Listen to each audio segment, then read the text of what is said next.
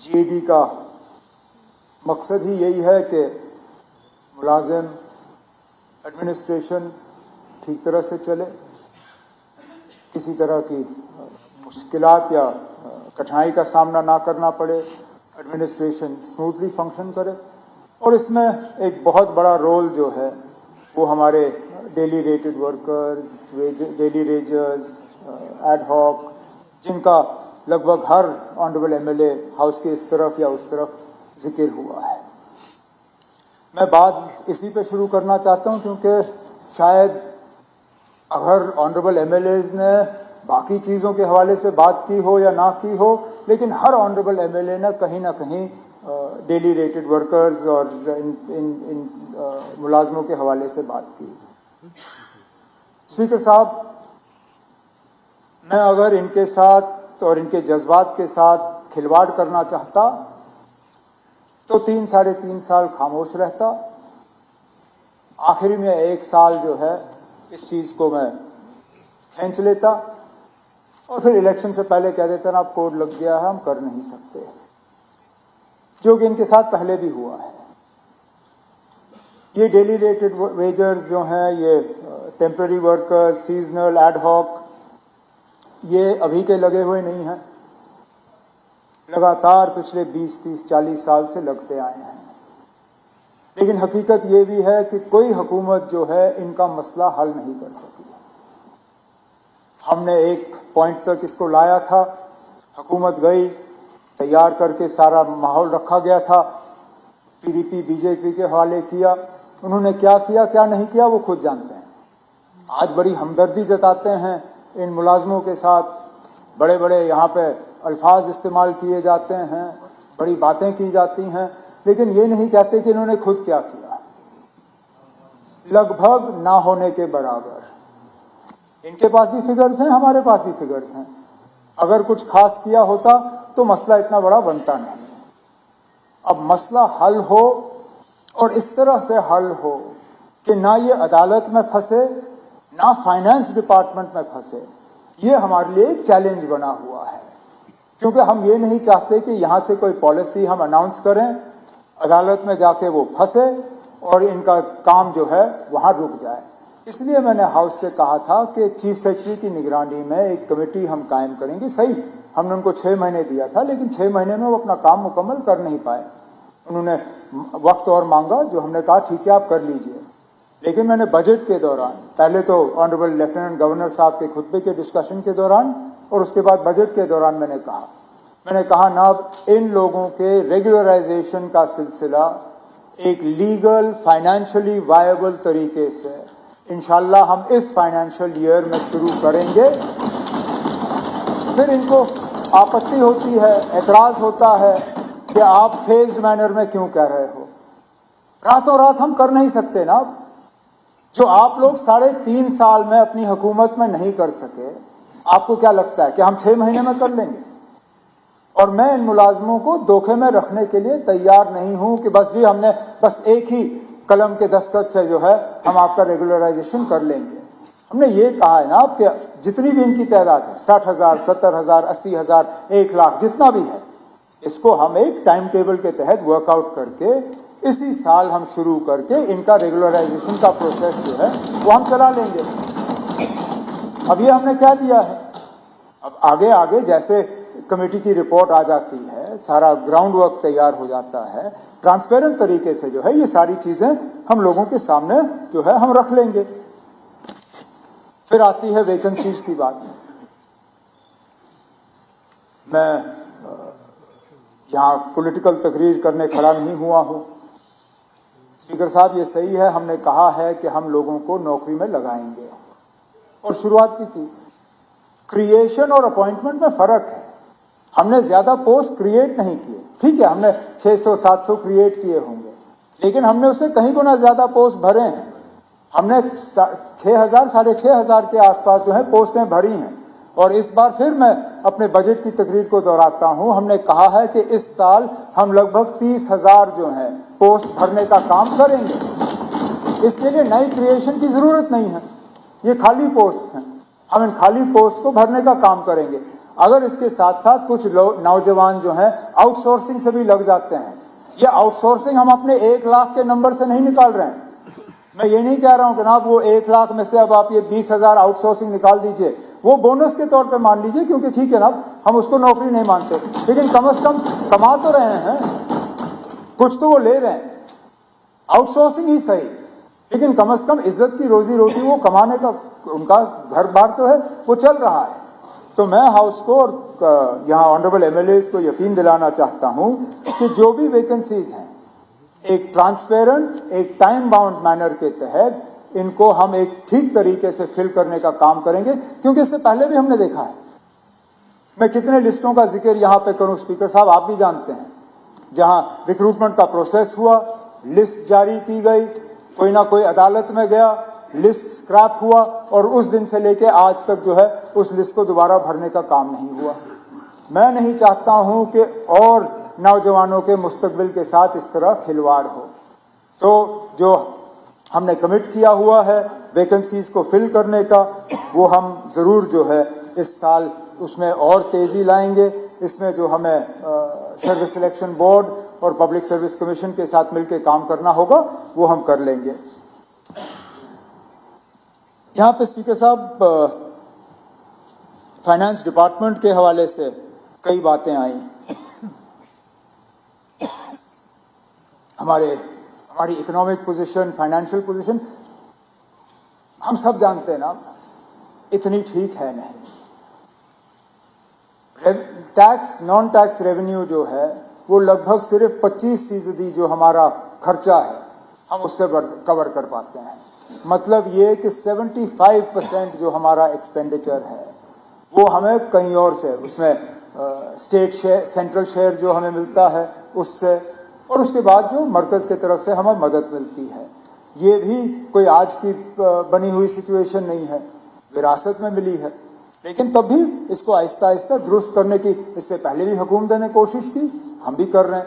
लेकिन मैं हाउस को धोखे में नहीं रखूंगा और ये कहूंगा आपसे कि मैं इन 3 सालों में हम बस खुद कफील हो जाएंगे, हमारी माली हालत इतनी ठीक हो जाएगी। ठीक है, 25 से हम 30 तक भी पहुंचे वो भी बड़ी बात होगी, लेकिन मुकम्मल हमारी कोशिश है कि जम्मू कश्मीर को हम मरकजी हुकूमत पे एक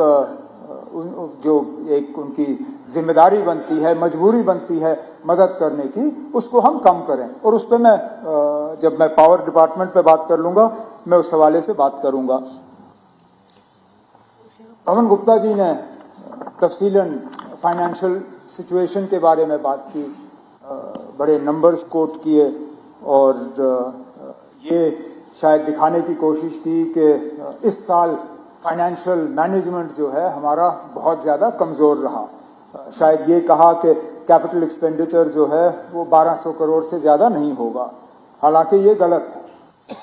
सही अगर ये कहते कि सेंट्रल स्पॉन्सर्ड स्कीम्स के इम्प्लीमेंटेशन में थोड़ी चूक हुई है, उसमें कमी आई है, वो मैं मान लेता, और वो सिर्फ जम्मू कश्मीर के लिए नहीं है।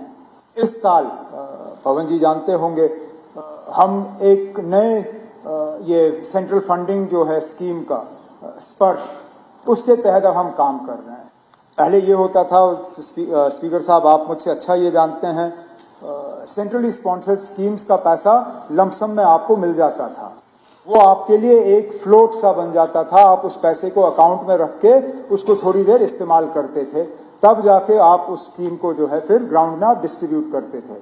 अब इस स्पर्श के तहत ये नहीं होगा, हर सेंट्रली स्पॉन्सर्ड स्कीम का आरबीआई में एक अपना ही अकाउंट होगा।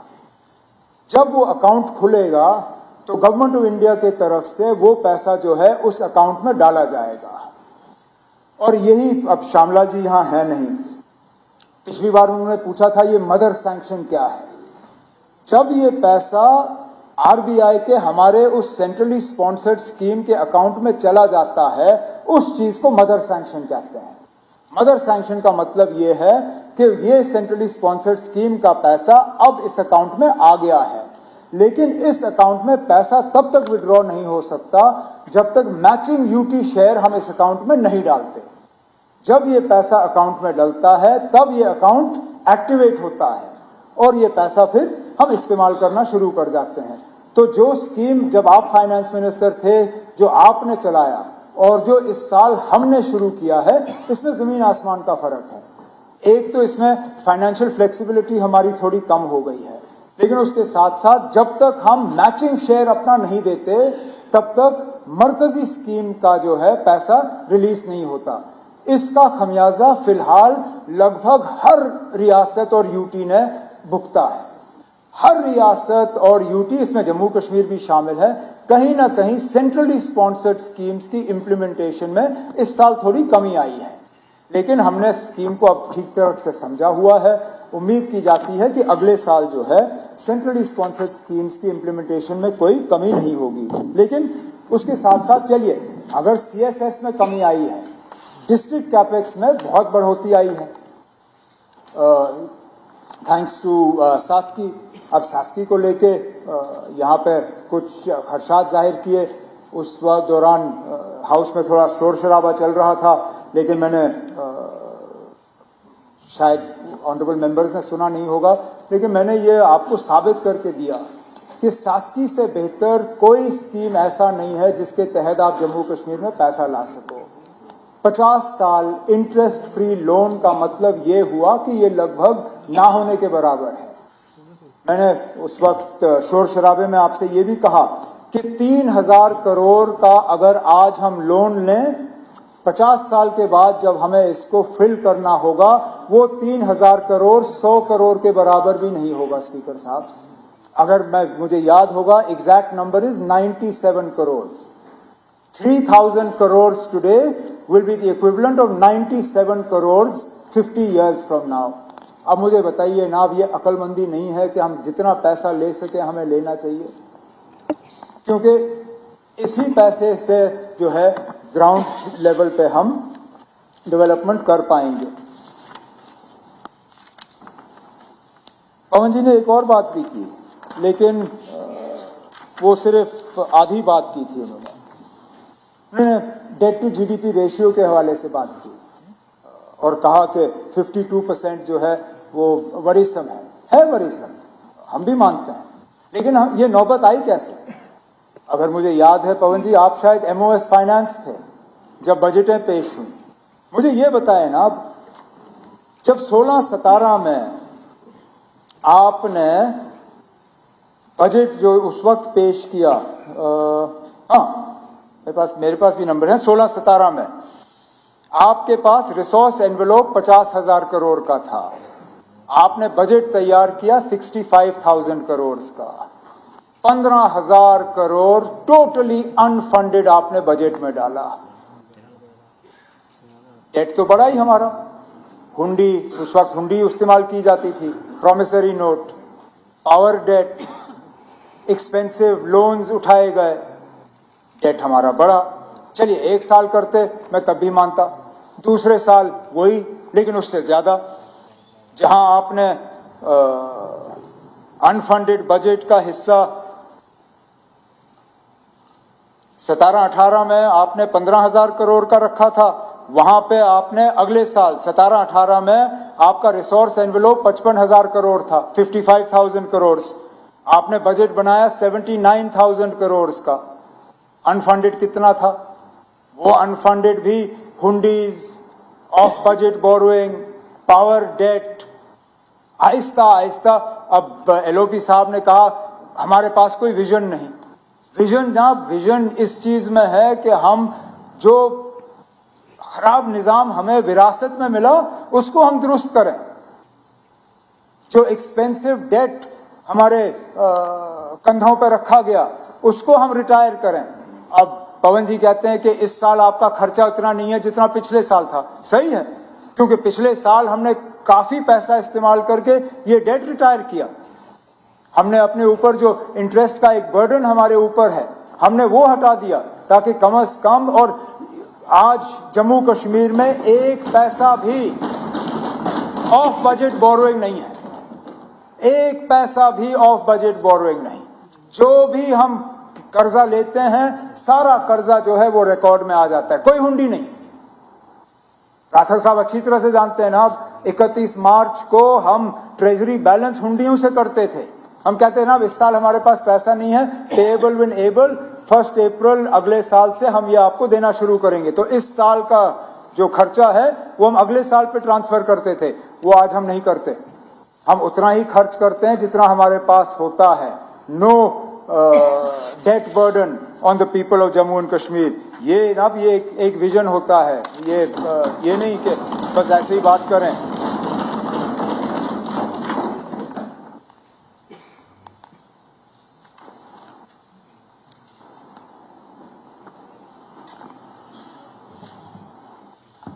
ملازموں کے بینیفٹس کے حوالے سے یہاں بات آئی اور یہ صحیح ہے اسپیکر صاحب. ہم خود شرمندہ ہوتے ہیں کہ ملازم جب ریٹائر ہوتا ہے تو فوری طور ان کو اپنے بینیفٹس یا ان کا جو حق ہے پیسے کا وہ ان کو نہیں ملتا. لیکن ایسا بھی نہیں ہے کہ کسی کو نہیں مل رہا ہے. یہ صحیح ہے کہ بیچ بیچ میں جب ٹریجری پہ تھوڑا سا دباؤ بنا رہتا ہے, تھوڑی سی ریسورس کی دقت ہو جاتی ہے تو تھوڑا سا ڈیلے ہو جاتا ہے. لیکن میں ہاؤس کی جانکاری اور خاص کر ان آنریبل ممبرز کے لیے جنہوں نے اس میں کٹ موشنز موو کیے تھے یا اس کے بارے میں اپنی تقریروں میں ذکر کیا, 25-26 میں اگر ہم جی پی ایف دیکھیں تو وی release 3,173 crores in GPF to employees. If you talk about gratuity, we released 1,170 crores. Computation, we released 838 crores, and leave salary, we released 425 crores. جو پچھلے سال کے مقابلے ایک بڑھوتی تھی. اس سال بھی ہماری مکمل کوشش رہے گی کہ جتنا ہم دے سکیں گے ملازموں کو اپنا یہ جی پی فنڈ, گریچوٹی وغیرہ وہ ہم دے دیں گے تاکہ ان کو کسی طرح کی پریشانی یا تکلیف کا سامنا نہ کرنا پڑے. کلائمیٹ بجٹنگ کے حوالے سے طارق عامی صاحب بہت اس پہ زور دیتے ہیں. بجٹ تقریر میں بھی انہوں نے بات کی, شاید ایل جی صاحب کے خطبے کے دوران بھی بات کی, اور گرانٹس میں بھی انہوں نے اس کے بارے میں کٹ موشن موو کیا ہے. کلائمیٹ رسپانس ایک طرف سے دیکھا جائے تو ایک ہمارے لیے ایک مجبوری بنی ہے. پچھلے سال کے حالات دیکھ لینا, جو بارشوں نے نقصان کیا, جو سوکھے کے وجہ سے نقصان ہوا ہے. اب اس میں کلائمیٹ چینج کو لے کے بجٹ بنانے کا سلسلہ کس طرح ہم اڈاپٹ کر سکیں. ہم نے اس میں ایک فنڈ بھی تیار کیا ہے جس کا ایک کارپس بھی ہم نے ڈالا کلائمیٹ چینج میٹیگیشن کے لیے. اور جیسے جیسے اس میں طارق عامی صاحب کے مشورے آئیں گے یا کسی اور کے, پہلے تو مجھے لگتا ہے ہمیں کلائمیٹ چینج کو ایک کسی ڈپارٹمنٹ میں بھی ڈالنا ہوگا. آج آپ دیکھیں تو کسی ڈپارٹمنٹ کی ذمہ داری نہیں ہے کہ وہ کلائمیٹ چینج پہ جو ہے کوئی ایکسرسائز کرے.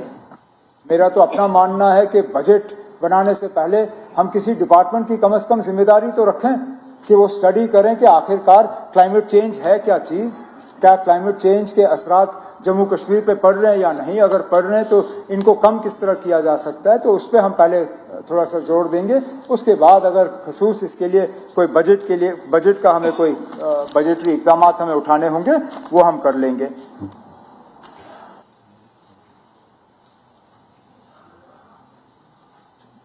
اسپیکر صاحب,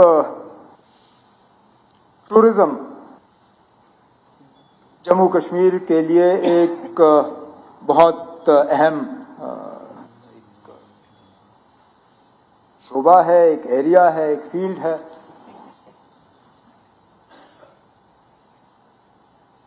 ہماری کوشش رہی کہ اس کو ایک اچھا بڑھاوا ملے. حقیقت یہ ہے کہ جب پچھلے سال بجٹ پہ بات ہو رہی تھی, گرانٹس پہ بات ہو رہی تھی, ہمیں اندازہ نہیں تھا کہ اتنا مشکل کا ہمیں سامنا کرنا پڑے گا. کس طرح قطرہ قطرہ ہم نے دوبارہ ٹورزم انڈسٹری کو کھڑا کیا وہ میں جانتا ہوں. کس طرح ہم نے ایک ایک جگہ جا کے منت سماجیت کر کے دوبارہ ٹورزم کا سلسلہ شروع کیا. وہ مجھ سے پوچھے, مجھ سے نہیں, آپ ٹورزم انڈسٹری والوں سے پوچھیے. ٹورزم انڈسٹری والوں سے اگر آپ بات کریں تو عام طور پہ وہ آپ کو کہیں گے کہ پہلگام کے اس افسوسناک واقعے کے بعد ان کو لگ رہا تھا کہ اگلے 2-3 سال کے لیے جموں کشمیر کی طرف کوئی آنکھ اٹھا کے بھی نہیں دیکھے گا ٹورزم کے لحاظ سے. آج گلمرگ جائیے نا, ہوٹل بھرے ہوئے ہیں, سونمرگ جائیے، ہوٹل بھرے ہوئے ہیں. سری نگر میں 30-40% جو ہے ٹورزم آپ کا چل رہا ہے. اب اگر اس کے بعد بھی ایل او پی صاحب کو لگتا ہے کہ ٹورزم ریوائول کے لیے گھومنے کے علاوہ ہم نے کچھ نہیں کیا تو میں کیا کر سکتا ہوں نا. اور اس چیز کے باوجود کہ آدھے سے زیادہ ہمارے ڈیسٹینیشنز بند تھے.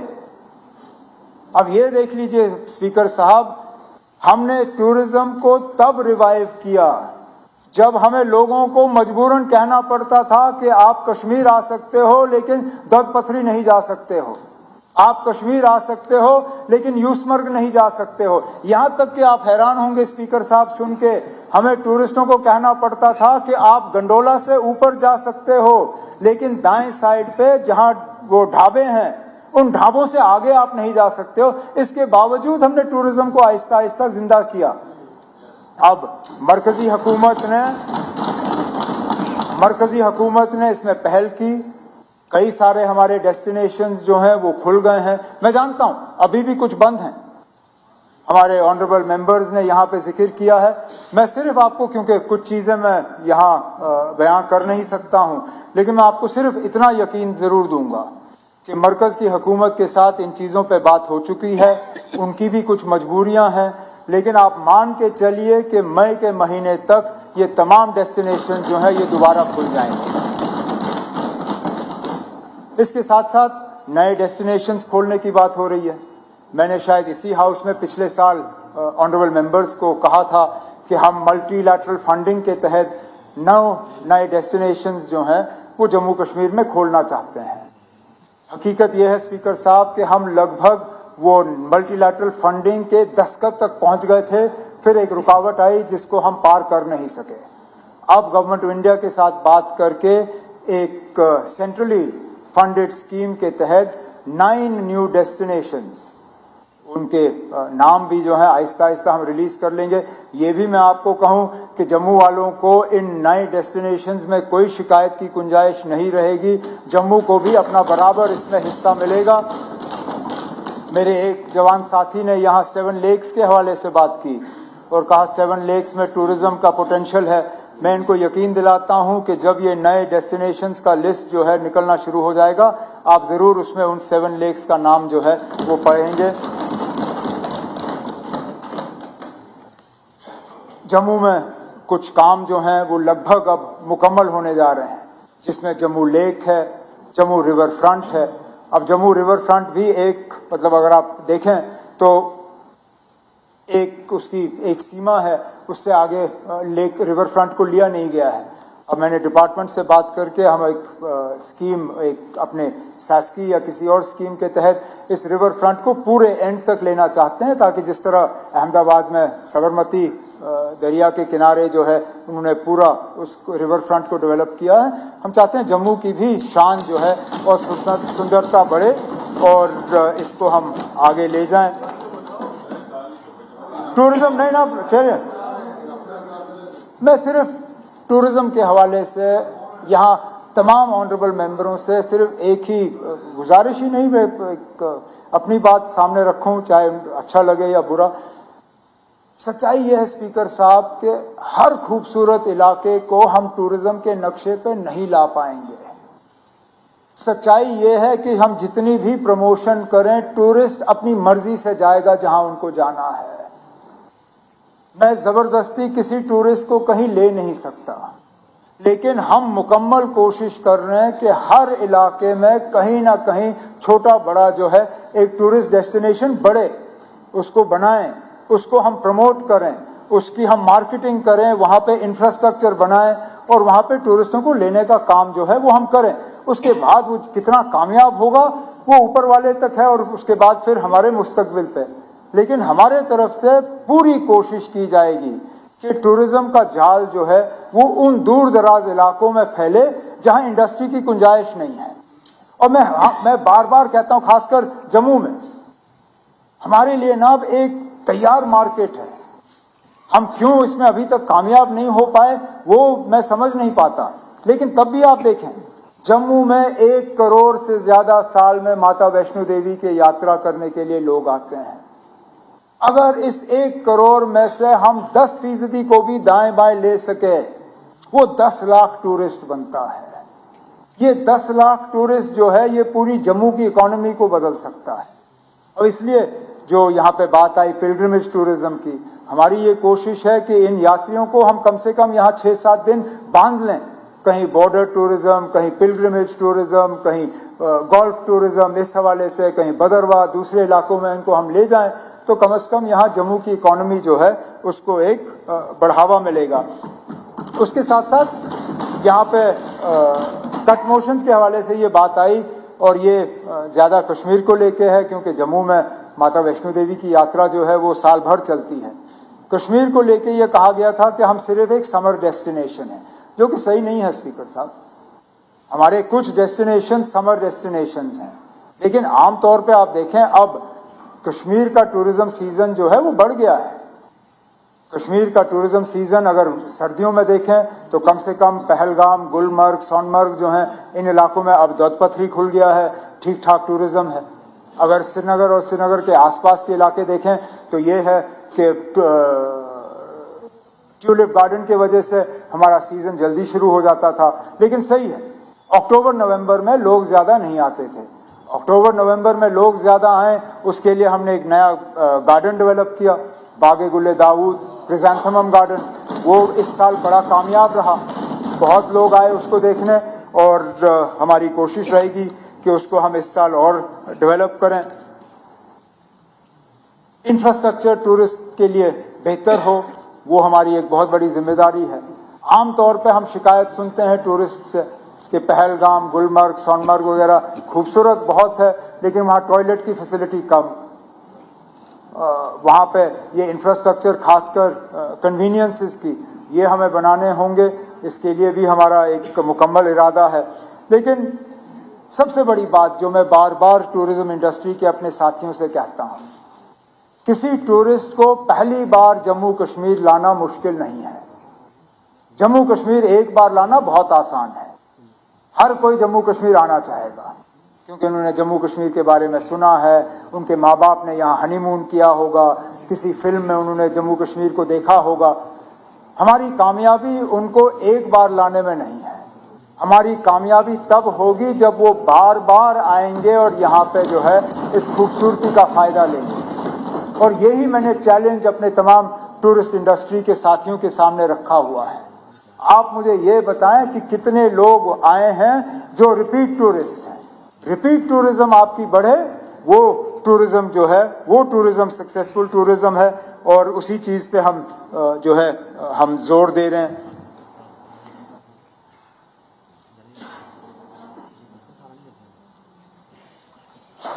یار گھنٹی بند کر دو یار پلیز. چلو بجلی کا محکمہ ہمارے لیے ایک چیلنج اور ایک اپرچونٹی. چیلنج اس لحاظ سے کہ ابھی بھی پاور جتنا ہم کنزیوم کرتے ہیں اتنا ہم جنریٹ نہیں کرتے، جتنا ہم کنزیوم کرتے ہیں استعمال کرتے ہیں اتنا ہم ریونیو ریلائز نہیں کرتے. لیکن ایک موقع ہے، ایک اپرچونٹی ہے کہ جو جموں کشمیر میں پاور پوٹینشیل ہے اس کو ہم ٹھیک طرح سے ریئلائز کر سکیں تو ہمیں کہیں پہ بھی مرکز کے پیسوں کی ضرورت نہیں پڑے گی. جو 18,000 میگا واٹ کی پوٹینشیل جموں کشمیر میں ہے اس میں سے فی الحال ہم نے صرف 3 یا 3,500 میگا واٹ جو ہے اس کو ڈیولپ کیا ہے، اس کو ہم ریئلائز کر رہے ہیں. ہمارا پورا ارادہ ہے کہ آنے والے 2-3 سالوں میں 3,500 میگا واٹ جو ہے وہ اور ہوگا. تو لگ بھگ 7,000 میگا واٹ جو ہیں جموں کشمیر میں بجلی کی پیداوار جو ہے وہ اگلے 2-3 سالوں میں ہم کمپلیٹ کر دیں گے. لیکن پھر بچتا وہ 11,000 ہے. اس 11,000 کے لیے بھی میں ہاؤس کو اب بتانا چاہتا ہوں کہ گورنمنٹ آف انڈیا کے ساتھ بیٹھ کے ان تمام 11,000 میگا واٹس کے ڈی پی آرز اور پروجیکٹ پروپوزلز جو ہیں ہم تیار کریں گے تاکہ آنے والے 10-15 سال میں یہ 11,000 میگا واٹ بھی جنریٹ ہو تو جموں کشمیر جو ہے وہ پوری انڈیا کو یہاں سے پاور سپلائی کرے اور وہ بھی गर्मियों के उन महीनों में जब उनको सबसे ज्यादा इस बिजली की जरूरत होगी। लेकिन तब तक हमें बाकी निज़ाम ठीक करना होगा। जनरेशन के हिसाब से जनरेशन की कैपेसिटी हमें बढ़ानी है, डिस्ट्रीब्यूशन का निज़ाम हमें ठीक करना होगा। यहाँ तमाम ऑनरेबल मेंबर्स ने RDSS के हवाले से बात की और कहा कि इसमें एक बेहतरी लाने की ज़रूरत है। सच्चाई ये है कि कुछ ज़िलों ने RDSS की इम्प्लीमेंटेशन में अच्छा काम किया है, कुछों में थोड़ी सी एक लचक आई है, थोड़ी सी कमज़ोरी रही है। अब मैं इसमें जाना नहीं चाहता हूं कि कौन से PSU वाले संभाल रहे हैं और कौन सा हम खुद संभाल रहे हैं, लेकिन हकीकत यह है कि कुछ जगहों पे इसके इम्प्लीमेंटेशन में थोड़ा सा वक्त लगा है, लेकिन तब भी इसको मैं बराबर मॉनिटर करता रहा हूं और मैं हाउस को अश्योर करता हूं कि RDSS की स्कीम को जो है हम पूरी तरह से इम्प्लीमेंट करके यहाँ पावर का इंफ्रास्ट्रक्चर डिस्ट्रीब्यूशन का जो है उसको ठीक कर लेंगे। इसके साथ साथ फिर रेवेन्यू की बात आ जाती है और मैं हमेशा कहता हूं स्पीकर साहब, जितना आप बिजली इस्तेमाल करते हो उस बिजली का आप पैसा दे दीजिए। जहां आप नहीं दे सकते हो वहां हुकूमत आपकी मदद करेगी, जैसे हमने किया हुआ है। सबसे गरीब तबके के लिए जो 200 यूनिट हमने थ्रू PM मुफ्त सूर्य घर बिजली योजना वगैरह जो हम स्कीम ला रहे हैं उसके तहत हम कर लेंगे। लेकिन उसके साथ साथ ये भी है कि अब हमारी एक बहुत बड़ी प्रॉब्लम ये है कि काफी सारा इलाका हमारा अनमीटर्ड है और जब आप अनमीटर्ड में जाएं स्पीकर साहब तो आप ये देखेंगे कि जो लोग अग्रीमेंट करते हैं उस अग्रीमेंट के तहत जो वो अपना लोड दिखाते हैं उस लोड में स्पीकर साहब आपका एक हीटर भी नहीं चलेगा, एक हीटर भी नहीं। लगभग अग्रीमेंट होम्स में लगभग 60% घर ऐसे हैं जिनका डिक्लेयर्ड लोड सिर्फ इतना है कि हीटर भी ना चले। अब मुझे बताएं स्पीकर साहब, ये मुमकिन है कि जम्मू कश्मीर जैसी जगह जहां सर्दियों में इतनी ठंड होती है, आपके लाखों में घर ऐसे होंगे जिनमें हीटर नहीं चलेगा? तो कहीं ना कहीं डिक्लेयर्ड लोड और असली लोड में फर्क है और इसमें कहां पे डिपार्टमेंट की मिली भगत है उसमें भी हमें जाना होगा, क्योंकि बिना डिपार्टमेंट की मिली भगत के ये हो नहीं सकता। तो इसमें एक ट्रांसपेरेंसी लाने की हम कोशिश कर रहे हैं ताकि जैसे मैं कहता हूं मीटर लगे, उसके बाद जितना आपने इस्तेमाल करना आप करिए, जहां आपकी हिम्मत नहीं होगी या ताकत नहीं होगी उधर हुकूमत है आपके लिए मदद करने के लिए और हम इसमें पीछे नहीं हटेंगे। तारिगामी साहब ने डिस्कॉम्स के प्राइवेटाइजेशन के हवाले से बात की। मुझे याद नहीं है किस ऑनरेबल मेंबर ने कट मोशन के तहत भी ये सवाल पूछा था। मैं तारिगामी साहब आपको और पूरे हाउस को यकीन दिलाना चाहता हूं कि हमारा कोई इरादा नहीं है पावर डिस्ट्रीब्यूशन कंपनीज को प्राइवेटाइज करने का। अभी वो सूरत ही नहीं है ना, अभी कॉर्पोरेटाइज किए हुए हफ्ता नहीं हुआ, इनको प्राइवेटाइज करने का तो अभी सवाल ही पैदा नहीं होता। इनके हमें अकाउंटिंग ठीक करनी होगी, इनका बजटिंग ठीक करना होगा, इनका ग्रांट इन एड हमें बढ़ाना होगा ताकि इनकी माली हालत ठीक हो, वो हम कर लेंगे। प्राइवेटाइजेशन के बारे में आपको यकीन दिलाता हूं हमने जरा सा भी इसके बारे में सोचा नहीं है। स्पीकर साहब, 2-3 और अहम डिपार्टमेंट्स हैं, मैं थोड़ा सा उनको टच कर लूंगा। हाउसिंग के हवाले से हम में से कोई ऐसा नहीं है जो ये कहेगा कि एंक्रोचमेंट्स जो हैं उनके खिलाफ कार्रवाई नहीं होनी चाहिए, लेकिन बिल्कुल सही कहा श्यामलाल शर्मा जी, हाउस में है नहीं। उनका जो सुझाव जो मशवरा रहा, मुझे लगता है डिपार्टमेंट को उसी पे अमल करना चाहिए। उन्होंने सही कहा आप निचले सतह से शुरू मत करो। बुलडोजर जब गरीब के खिलाफ चलता है, अमीर जो है वो बच जाता है। आपने अगर बुलडोजर चलाना है तो सबसे पहले अमीर के खिलाफ चलाओ, फिर गरीब के खिलाफ चलाओ। तो मैं हाउस को अश्योर करता हूं, जहां हमें एंक्रोचमेंट्स के खिलाफ कार्रवाई करनी होगी, पहले उन बिग फिश, उन बिग शार्क्स, उन लैंड ग्रैबर्स के खिलाफ हम करेंगे जो किसी ना किसी सियासी पार्टी में घुस जाते हैं, जो किसी ना किसी सियासी लीडर के पीछे छुप जाते हैं, जो और हथकंडे इस्तेमाल करते हैं। पहले हम उनके खिलाफ करेंगे, उनके खिलाफ करने के बाद फिर अगर जरूरत पड़े तो कहीं और, लेकिन ऐसा नहीं होगा कि हम गरीबों से शुरू करेंगे। ये मैं हाउस को अश्योर करना चाहता हूं। इसी के साथ साथ सॉलिड वेस्ट मैनेजमेंट के हवाले से यहाँ कुछ अच्छी बातें आई। ایک آنریبل MLA تنویر صادق صاحب نے لیگیسی ویسٹ کے حوالے سے بات کی اور کہا کہ اس کو ہم سیمنٹ انڈسٹری میں استعمال کر سکتے ہیں. لیگیسی ویسٹ صرف سری نگر کا مسئلہ نہیں ہے, یہاں ہر جموں کے شہر میں بھی لیگیسی ویسٹ کا ایک بہت بڑا ایک ایشو ہے. تو اگر میں اب ڈپارٹمنٹ سے بات کر کے اس میں ہم کوئی نہ کوئی کوشش کریں گے, اگر یہ چلا تو مجھے لگتا ہے اس سے لیگیسی ویسٹ کو ڈیل کرنے میں ہمیں بڑا فائدہ ہوگا. نئے کالونیز اور ہاؤسنگ پروجیکٹس جو ہیں ان کو ڈیولپ کرنا بہت ضروری ہے, اور اب وقت آ گیا ہے اسپیکر صاحب, ہمیں ورٹیکلی یہ کرنا ہوگا. زمین ہمارے پاس کم ہے, ہم جتنا زیادہ اپنی زمین جو ہے وہ استعمال کر سکیں ہم کریں گے. میرا پورا ارادہ ہے کہ اسی سال 2-3 بڑے ہاؤسنگ پروجیکٹس جو ہیں وہ ہم جموں میں بھی اور سری نگر میں شروع کریں گے. ان میں اکنامکلی ویکر سیکشنز EWS کے لیے بھی خاص جو ہے خیال رکھا جائے گا تاکہ غریب لوگ جو ہیں وہ بھی مکان حاصل کر سکیں گے. کچھ PMAY اربن کے متعلق کچھ اس میں مشورے آئے تھے, ان کو بھی ہم نے کنسیڈریشن میں لیا ہے اور ان پہ ہم عمل کریں گے. اسپیکر صاحب, ریونیو کے حوالے سے زیادہ تو کوئی باتیں آئی نہیں. 2 چیزیں ہیں. ایک تو منی سیکریٹریٹس کے حوالے سے بہت آنریبل ممبرز نے یہاں پہ بات کی.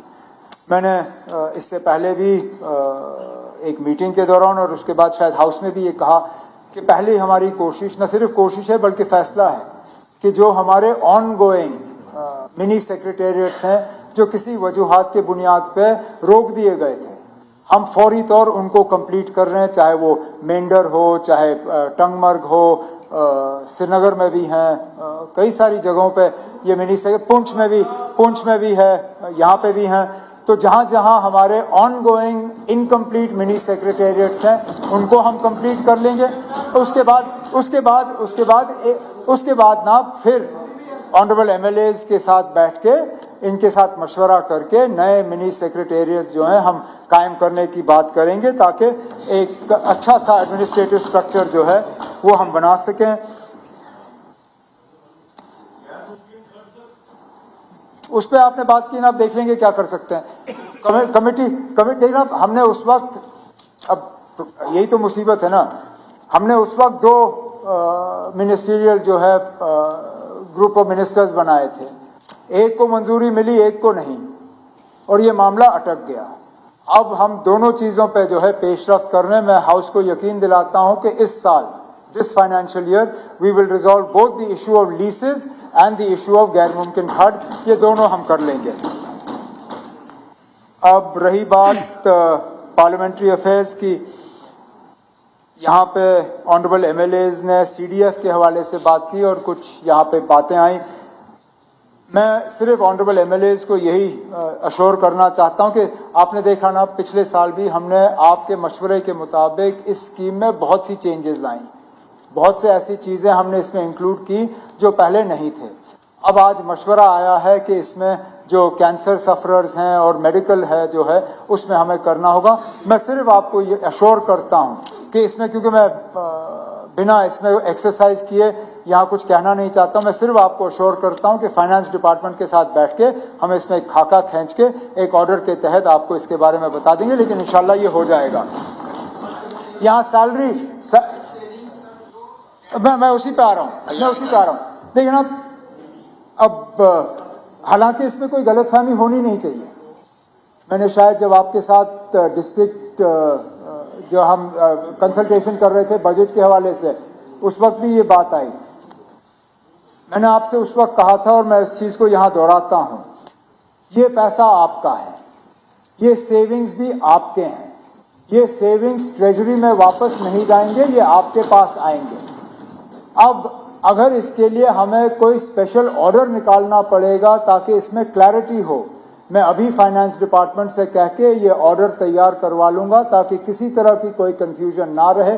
جتنا پیسہ ہے وہ آپ کا ہے, جتنا آپ بچاتے ہو آپ کہیں اور استعمال کریے, جیسے آپ نے استعمال کرنا آپ کریے. کیونکہ یہ آپ لوگوں کے ساتھ ایک بہت بڑی ناانصافی ہوتی ہے کہ اگر آپ کہیں 10 لاکھ کا کام دیتے ہو, 7 لاکھ اس پہ خرچ ہو جاتا ہے اور 3 لاکھ جو بچ جاتا ہے وہ میں اپنے جیب میں رکھ لوں, وہ تو آپ کے ساتھ ناانصافی ہے.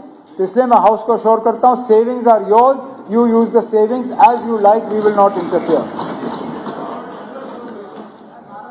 بس ابھی سوال نہیں آپ وہ تھوڑا سا ایک مسئلہ ہے, وہ اس میں دیکھ لوں گا. وہ فی الحال میں ہاؤس کو اشور کر نہیں سکتا ہوں. یہ 3 لاکھ والا میں جانتا ہوں, جتنا آپ اس پہ زور دے رہے ہو اتنا میرے ساتھی بھی دے رہے ہیں, لیکن فی الحال میں کر نہیں سکا. آگے جا کے جب کر لوں گا تو پھر اس کے بعد بارے میں ہاؤس کو انفارم کر لوں گا. رہی بات سیلریز کی, سیلری میں بھی کمیٹی نے اپنا کام کیا تھا, لیکن سچائی یہ ہے کہ جتنا کمیٹی نے مانگا اور جتنا فائنانس نے مانا, دونوں میں فرق بہت زیادہ ہے. اور اس لیے میں ان فائنانس کی بات کو میں ماننے کے لیے تیار نہیں تھا. ایک ہی فائل فی الحال میرے اپنے ان باکس میں ہے. ایل او پی صاحب نے یہ کہا کہ کام بہت زیادہ ہے, میں پتہ نہیں مینیج کیسے کر پاتا ہوں. ایل او پی صاحب میرے فائلوں کا آپ دیکھ لیجئے موومنٹ کتنا ہے. ایک فائل پینڈنگ ہے میرے ان باکس میں, وہ آپ کی سیلری کا فائل ہے, اور میں نے اس لیے ایکسیپٹ نہیں کیا کیونکہ جو فائنانس ڈپارٹمنٹ کا پروپوزل تھا وہ کچھ مجھے کم لگا. اس کو تھوڑا سا اور بڑھانے کی ضرورت ہے, وہ میں بڑھا کے پھر یہاں پہ بتا دوں گا. باقی اسپیکر صاحب ہاں, ڈیزاسٹر مینجمنٹ ریلیف کے حوالے سے خاص کر کشمیری پنڈتوں کے اور جو ہمارے مائیگرنٹس ہیں ان کے بارے میں یہاں پہ بات آئی. سارے نا جتنے بھی مائیگریشن کیے ہوئے ہیں جن کو گورنمنٹ کی طرف سے ریلیف ملتا ہے, میں صرف ہاؤس کو اشور کرتا ہوں کہ ہماری ذمہ داری ہے کہ ان کی ہم دیکھ بھال کریں, ان کے ارینجمنٹس ہم ٹھیک کریں. چاہے وہ جگتی کا مائیگرنٹ کیمپ ہے اس کی مرمت ٹھیک طرح سے ہو, اس کا دیکھ بھال ٹھیک طرح سے ہو. اسی کے ساتھ ساتھ جو ٹرانزٹ اکوموڈیشن بنا ہوا ہے اس کو ٹھیک طرح سے رکھا جائے. جو ٹرانزٹ اکوموڈیشن بن رہا ہے اس کو ہم جلدی سے کمپلیٹ کر کے ان کے حوالے کریں, وہ ہم کر لیں گے. آخر میں اسپیکر صاحب جو ڈپارٹمنٹس رہ گئے, ہاں سوری, لاسٹ میں انفارمیشن کے حوالے سے یہاں پہ بات آئی. میں تو خود مانتا ہوں آپ کے پریس جو ہے وہ جمہوریت کا ایک بہت بڑا حصہ ہے, لیکن ایک عجیب سی صورتحال ہے کہ ایڈورٹائزنگ جو ان کو دی جا رہی ہے وہ کس بنیاد پہ دی جا رہی ہے, وہ ابھی تک وہ فارمولا مجھے خود سمجھ نہیں آیا ہے. سمجھنے کی کوشش کر رہا ہوں لیکن اس میں ایک لیک آف ٹرانسپیرنسی ہے. اب جن اخباروں کا نام honourable M L A Tanveer Sadiq صاحب نے لیا, میں حیران ہوں نا کہ یہ اخبار ہیں کہاں, ان کی کاپی چھپتی کہاں ہے, کیونکہ میرے گھر میں تو ڈپارٹمنٹ کی طرف سے بہت سے اخبار بھیجے جاتے ہیں, ان اخباروں کو میں نے کبھی دیکھا ہی نہیں ہے. تو ان کو پڑھتا کون ہے, پڑھنے کے بعد ان کو اشتہار کیوں ملتے ہیں, کون ڈیسائیڈ کرتا ہے, لیکن ہو جاتا ہے. اب ہماری کوشش رہے گی کہ اس پروسیس کو ریشنلائز کیا جائے, سرکولیشن جو ہے وہ بیسس بنے, ریڈرشپ بیسس بنے, ریچ بیسس بنے. اسی طرح چینلز کی, میں میڈیا سینسرشپ پہ نہیں ہوں, میں نے کبھی میڈیا کو سینسر کرنے کی کوشش نہیں کی ہے. میں نے کبھی کسی چینل کو فون اٹھا کے یہ نہیں کہا کہ آپ نے میرے بارے میں یہ آرٹیکل کیوں بولا, یا کسی اخبار کو یہ نہیں کہا کہ آپ نے میرے بارے میں یہ لکھا کیوں. میں نے ہمیشہ کہا جو کرنا کرو, باقی دیکھی جائے گی.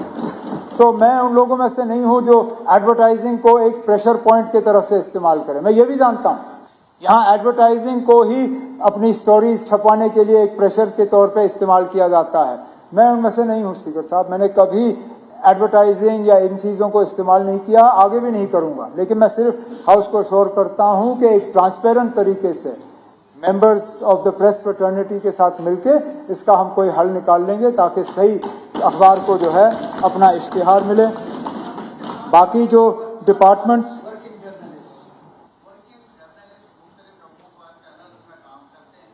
ریاستوں میں ان کو آفٹر ریٹائرمنٹ کچھ تو کچھ آنے رہ رہی ہے, تھوڑا سا ابھی تو میں ابھی اس میں मैं इसमें कोई बात कर नहीं सकता क्योंकि इसके इम्प्लीकेशंस क्या होंगे, तादाद कितनी है। अच्छा, जिन कंपनियों के लिए काम करते हैं वो लोग, उन कंपनियों की क्या जिम्मेदारी है? कहीं ना कहीं तो उनकी भी जिम्मेदारी बनती है। हम अपने मुलाजमों का ख्याल रखते हैं, वो अपने मुलाजमों का करें, लेकिन तब भी मैं फ्रेटर्निटी के साथ और अपने अफसरों के साथ बैठ के देखता हूँ अगर कोई ग्रुप इंश्योरेंस का कोई ऐसा सिलसिला हम चला सके जिसमें से थोड़ा सा कंट्रीब्यूशन हम करें, थोड़ा सा बाकी, लेकिन इसको हमें एग्जामिन करना होगा, हम देख लेंगे। स्पीकर साहब, जो बाकी डिपार्टमेंट्स मेरे हैं उनके हवाले से कोई खास बात आई नहीं, लेकिन जो कट मोशंस मूव किए गए हैं उनके अब मैं ऑनरेबल मेंबर से गुजारिश करूं कि उनको वापस लेके मेरे डिमांड्स जो हैं वो पास कर लें। शुक्रिया।